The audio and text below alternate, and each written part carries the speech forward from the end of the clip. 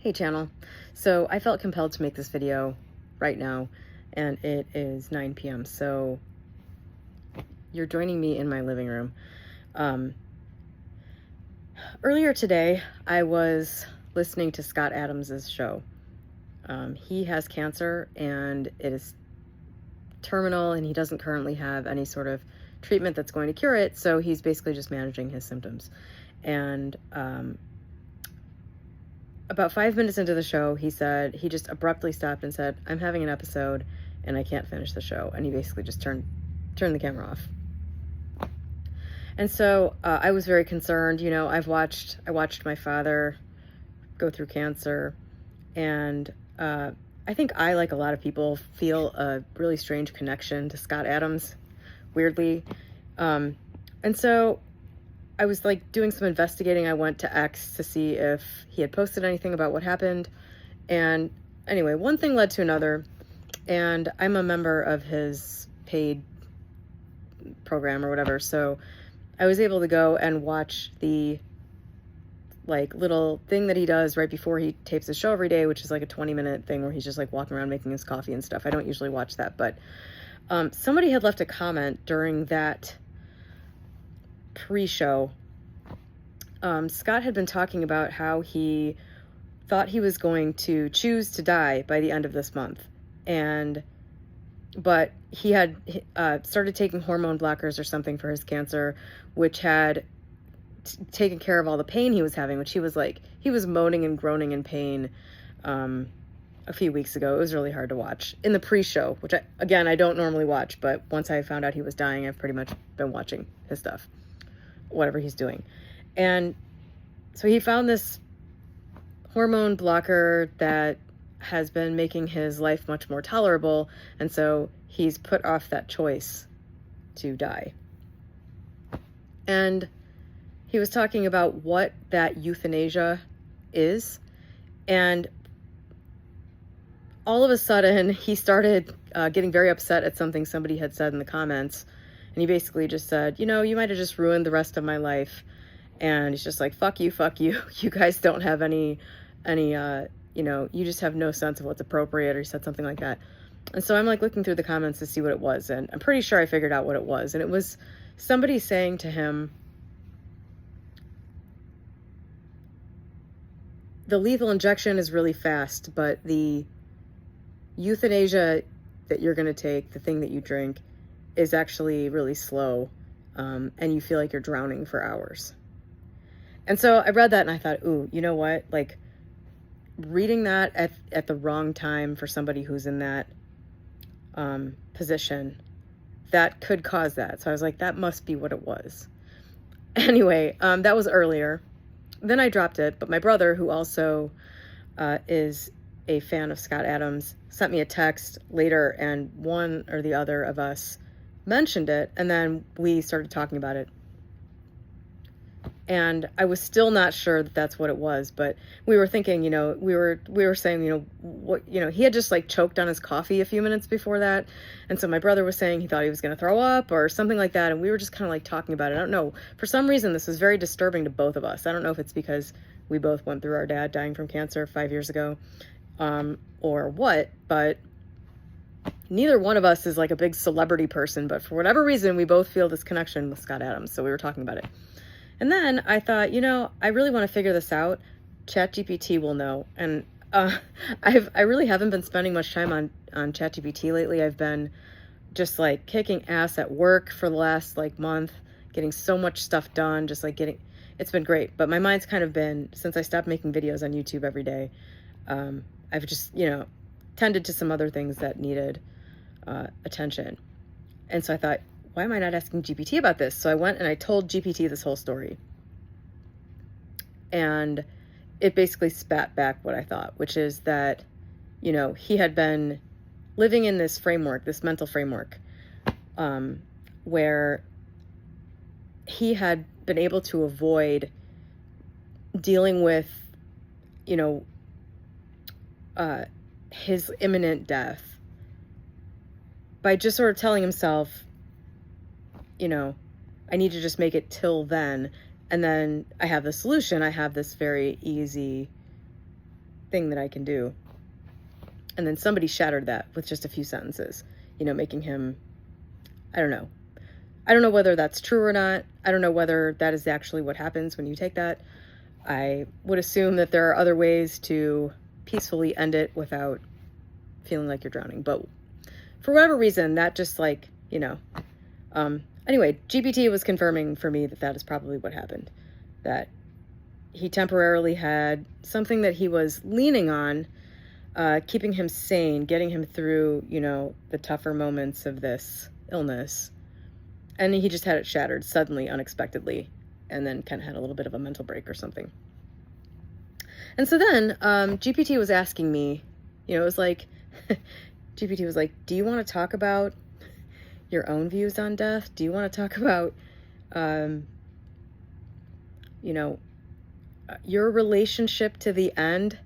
And I wanted to make a video about this because I only personally see one way to look at it. And I explained my views on death to GPT, and whatever. Its response made me feel like I should make a video about this. So I've always had a very, very simple view for myself on death. And that is this. There's absolutely no point in ever thinking about your own death because you have no idea how that's going to happen. Whatever you imagine, it's sort of like a cross that bridge when you come to it type of situation, because whatever you imagine, whatever you try to prepare for, there's a very good chance you're never going to experience it. And the imagining of it isn't going to help you. So there's absolutely no point in trying to think about or prepare yourself for the idea of your own death. That day will probably come, and when it does, that's when you deal with it. Now,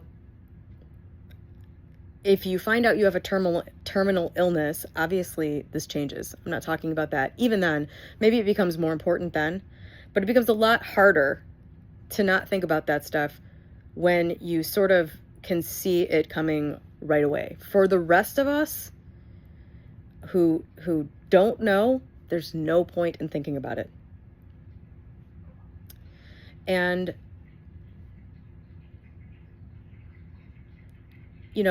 whatever you do imagine just isn't what's going to happen. It's just not. You're not going to accurately imagine the end. You'll just experience the fear or whatever it is that you think it will be like now unnecessarily. Your death may be over in an instant and you never even know what happened, and you'll never have to deal with it, and you never have to think about it, and there's nothing you could do to change that. So there is absolutely no point in thinking about it at all. But here's the other thing. There are one of two possibilities for what happens after death. Either nothing or something. And if there's something, then it's probably an eternal something in some way or another. And if there's nothing, then there's nothing to worry about. If there is something after this, you will probably enter a timeless zone, and you'll have all the time in the world to think about what that is at that point. And until then, you have this finite human experience right here. So every time I become aware that a lot of people struggle with the idea of their own death, I forget that because it's such a non-issue for me, at least in the sense that it is for so many other people.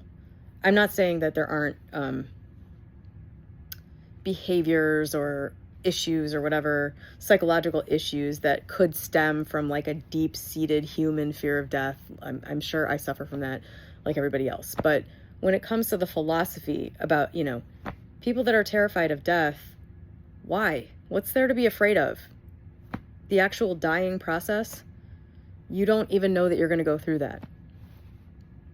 And, you know, even if you do know that you're going to go through that soon, you still don't know what's going to happen, and you don't know what that's going to be like. And you will cross that bridge when you come to it. And if it's terrible, it'll be over.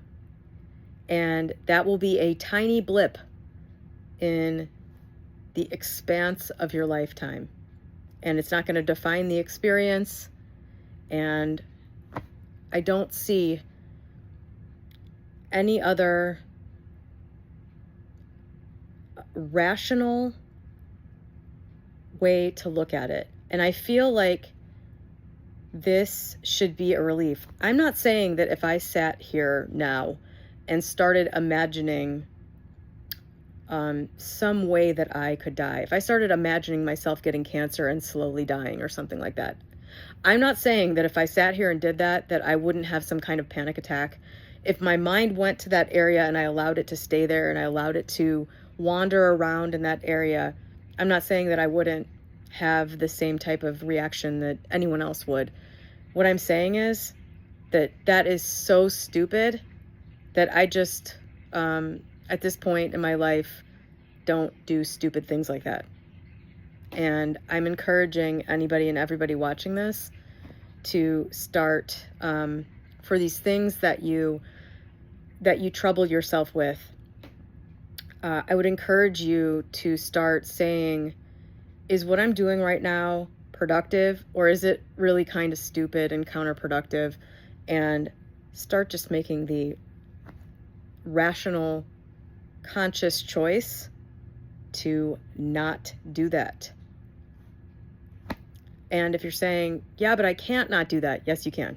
You absolutely can stop yourself from going down roads with your thoughts that lead you nowhere. You absolutely can. You absolutely can.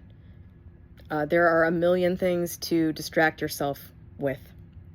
And how long does it take before your mind is off on another route? This is a skill like anything else.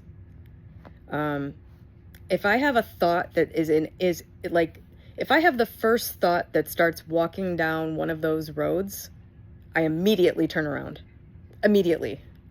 If you are spending a lot of time just like existing in one of these areas, one of these imaginary, terrifying, possible future, imaginal scenes. If you are somebody who is in the habit of doing this, quit it. It's a choice. And the only sane choice when it comes to thinking about death is not thinking about it. I mean, take actions that you think might make it better. Take actions that you think might prolong your life or prevent painful situations. Take those actions, but don't think about that. There is no point.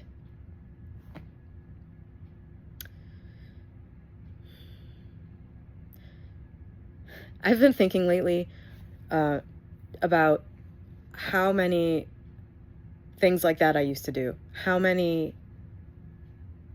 irrational actions I used to take. How many things I used to do just kind of on impulse. And just kind of the slow process of learning my lesson and moving out of that place. Right now, my ex, who still lives in the house that we bought together 11 years ago, is having to pay thousands of dollars to have somebody come and dig out all this crap that we planted at my insistence in the backyard the year after we moved in. The backyard in this house looked like a park. And when I moved out, he just let the whole thing, it wasn't maintained. I was the one maintaining it. And now it is this overgrown jungle. And I was just thinking, this is yet another example. When I think back to 10 years ago, so I was 35, I was thinking, there was a turning point somewhere in my mid to late 30s where I stopped doing stupid stuff like that. I started to be able to foresee the consequences of my impulsive decisions a lot more clearly. And I started to lean on not acting impulsively, but just in general, if I had any big idea with any big drive behind it, rather than making a plan and starting to act on it in the first day or two, I would sit with it. I started to sit with it. I started to quiet that impulsive teenage voice and just say, you know what, if I still want to do this in a week, then I'll know it's really something I want to do. Just these little like shifts mentally that really started to, like, my life really started to change for the better around that time. Like, that was when I really stopped allowing things to run away with me. It's a skill, and it sometimes takes a long time. And you might be much older than me and still be doing this with your thoughts and your actions. It doesn't matter. It doesn't matter if you're 10 or if you're 80. You know what I mean? If it's a process, if it's like a muscle that needs to be exercised, then start exercising it. Yeah, I don't know. I just wanted to talk about that because of this Scott Adams thing. And because, I have a lot of mental things that I struggle with. I have my own like life issues that if you've watched my channel, you're probably well aware of what those are. But there are some things that, I think I've got a handle on. And for the non-terminal cancer, healthy individual approach to death, I think that one is in the right place. And I wanted to just share that philosophy. There's nothing to be afraid of. And you'll cross that bridge when you come to it. And whatever you imagine it's going to be like, it's not going to be like that. And whatever you imagine your loved one went through or will go through, it's not going to be like that. It took me a long time to get over watching my dad die. That was really hard. Because for him, it was like watching somebody drown over many, many hours. But, I've had to come to terms with the fact that a half a day of somebody's existence being really shitty, maybe, or maybe not, I don't even know, you'll never know until you're actually in it.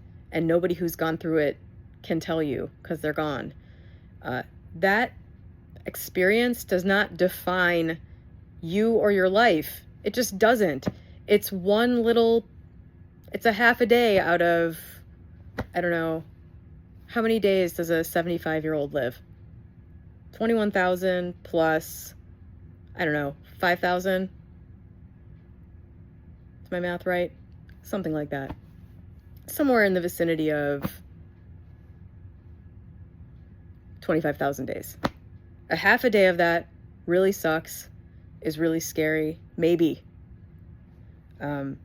It's just, why worry about that half a day of your life? Either nothing comes after it, which will be fine, or you'll immediately have all the answers. And why would you waste any of this precious life thinking about it? I don't know. That philosophy is how I manage to never ever freak out about my own death or even think about it or wonder about it. I don't want to know anything about it. That's how I do that. And I just don't see any reason to do anything else. Billions of people have gone through it. There's lots and lots of evidence that it's all good. There's lots of evidence that immediately afterwards you are, surrounded by amazing feelings of love and peace and everything. So why not just let it be? Why not just let it be that? And get busy focusing on, everything that's happening here. You know, if you're gonna think about something, think about how to make your life good until then. Right? Anyway, that's all I wanted to say. And I hope it found the right audience and was helpful. And I am sending my most positive and uplifting vibes to Scott Adams, who I think has made an amazing impact in the world. And it's really amazing how somebody who I don't know, I cried one day after I found out Scott Adams had cancer. I was like, man, I'm really sad. What is it? What's making me so sad? I'm like going through my own life. I'm like, dude, it's because Scott Adams has cancer. And I, who am not a crier, had a quick little sob at my pre-experience of the loss of Scott, which is also stupid because he might not actually die. Who knows what could happen? But it's a weird experience being human. That's it. I'll be posting this tomorrow morning. Have a great day.